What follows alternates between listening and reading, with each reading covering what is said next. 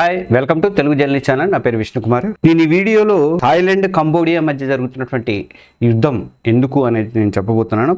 ఒక ప్రాచీన శివాలయం కోసం జరుగుతున్నటువంటి యుద్ధం, రెండు బౌద్ధ దేశాల మధ్య జరుగుతున్నటువంటి యుద్ధం. ఇది ఎందుకు జరుగుతుంది, అసలు చరిత్ర ఏం చెప్తుంది, హిందూ దేవాలయం అక్కడ ఎందుకు ఉంది, దాని మీద ఆధిపత్యం కోసం ఎందుకు వీళ్ళు పోరాటం చేస్తున్నారు అన్నది. ఆఖరికి F-16 ఏవో విమానాలు కూడా దించారు. ఇప్పటికి కొంతమంది చనిపోయారు కూడా, ఘర్షణలలో కొంతమంది చనిపోయారు కూడా. అదంతా తీవ్రంగా ఉంది అక్కడ పరిస్థితి. ఎందుకు ఈ హిందూ దేవాలయం మీద రెండు బౌద్ధ దేశాలు కొట్టుకోవడం ఎందుకనేది నేను వీడియోలో చెప్తాను. ప్రతి ఒక్కరు మన తెలుగు జర్నలిస్ట్ ఛానల్ని సబ్స్క్రైబ్ చేసుకోండి. ఈ థాయిలాండ్, కంబోడియా ఈ రెండు దేశాల మధ్య కూడా ఒక హిందూ దేవాలయం మీద పెద్ద యుద్ధం జరుగుతుంది. ఈ ఘర్షణల్లో రాకెట్ లాంచర్లు కానీ, మిసైల్స్ కానీ, F-16 యుద్ధ విమానాలు కానీ ఇలాంటి వాటితో దాడులు చేస్తున్నట్టు భూతాళం మీద సైన్యం కూడా దాడులకైతే పాల్పడుతుంది. నా బ్యాక్గ్రౌండ్లో ఉన్నటువంటి ఆలయం అదే. దానికోసమని చెప్పేసి ఇది జరుగుతుంది. ఈ ఉధృత కారణం ఏంటంటే ప్రిహా విహియర్ ఆలయం అనమాట. ఇది ప్రిహా విహియర్ అనే ఆలయము. ఇది 11వ శతాబ్దం నాటి శివాలయం. దీన్ని డాంక్రేట్ పర్వతాల మీద ఉందట. ఇది యునెస్కో ప్రపంచ గుర్తింపు కట్టడంగా కూడా దీన్ని గుర్తించారన్నమాట. అయితే ఈ ఆలయాన్ని ఖైమర్ సామ్రాజ్య రాజులు సూర్యవర్మన్ I, సూర్యవర్మన్ II వీళ్ళు 9వ 11వ శతాబ్దంలో వీటిని నిర్మాణం అయితే చేశారు. ఆలయము భగవాన్ శివుడికి సంబంధించింది, శివుడికి సంబంధించినటువంటి ఆలయం. ఇది అద్భుతమైనటువంటి శిల్పకళతో చాలా ఆకర్షణీయంగా ఉంటుంది. మొదట హిందూ దేవాలయంగానే ఇది ఉంది, అది శివుడు ఆలయమే అయినప్పటికీ తర్వాత వీళ్ళు హిందూ మతం క్షీణించిన తర్వాత, ఆ రెండు దేశాలలో క్షీణించిన తర్వాత ఆ ఏరియాలలో వీళ్ళు బౌద్ధులు దాన్ని ఆక్రమణలు అయితే చేశారు. 1962లో అంతర్జాతీయ న్యాయస్థానం ఈ ఆలయము కంబోడియాకి చెందింది అని చెప్పేసి ఒక తీర్పు కూడా వెల్లడించింది.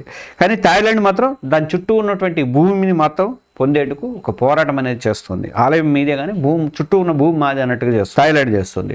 దాంతో ఆ రెండు దేశాల మధ్య ఒక పెద్ద ఘర్షణ అయితే జరుగుతుంది.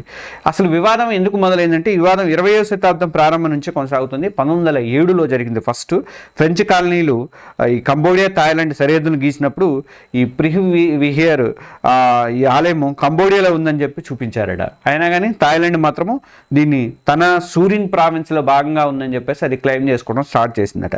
ఇక 2008లో కంబోడియా ఈ ఆలయాన్ని యునెస్కో చారిత్రక వారసత్వ కట్టడంగా గుర్తించింది. అప్పుడు నమోదు చేయించుకున్నప్పుడు థాయిలాండ్ కూడా దాన్ని తీవ్రంగా వ్యతిరేకించిందట. ఈ తర్వాత 2008 నుంచి 2011 వరకు కూడా ఈ ఘర్షణలు అనేవి జరిగి వందల మంది చనిపోయారు అప్పట్లో. ఆ తర్వాత ఈ ఏడాది ఫిబ్రవరిలో మళ్ళీ కంబోడియా థాయిలాండ్ మధ్య మళ్ళీ గొడవలు స్టార్ట్ అయింది అనమాట. కంబోడియా సైనికులు ఆలయ ప్రాంతాల్లోకి వెళ్ళి తమ జాతీయ గీతాన్ని పాడారట వాళ్ళు. దాంతో థాయ్ బలగాలు వచ్చినప్పుడు ఆ థాయిలాండ్ వాళ్ళకి కంబోడియా వాళ్ళకి పెద్ద ఘర్షణ అనేది జరిగింది. ఇక ఏప్రిల్లో ఒక ఒప్పందం కుదిరిందట, కానీ అది కూడా పెద్ద వర్కౌట్ ఏం కాలేదు. మళ్ళీ ఈ మధ్యకాలంలో బాగా ఉద్రిక్తులు అనేవి చెలరేగినాయి. అక్కడ ఎదురు దౌత్యవేత్తల థాయిలాండ్ కంబోడియా సైన్యాల రాకెట్లు పంచినాయి, ఆర్టిలరీలతో పోరాటం చేస్తున్నాయి, యుద్ధ విమానాలు దించినాయి. తర్వాత థాయిలాండ్ తన బోర్డర్ చెక్ పోస్టులను మూసేసింది, ఆ రాయబారిని బహిష్కరించింది.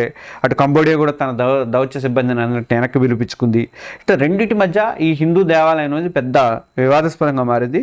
ఈ హిందూ దేవాలయం రెండు దేశాలు కూడా మా జాతీయ సంపద అని చెప్పేసి అనుకుంటున్నాయి కాబట్టి దాంతో ఈ ప్రాబ్లం అనేది వచ్చింది. కంబోడియా ఖైమర్ సామ్రాజ్య చరిత్ర ఆధారంగా వాదిస్తుంటే థాయిలాండ్ ఏమో భౌగోళిక ఆధారాలు చూపిస్తుంది.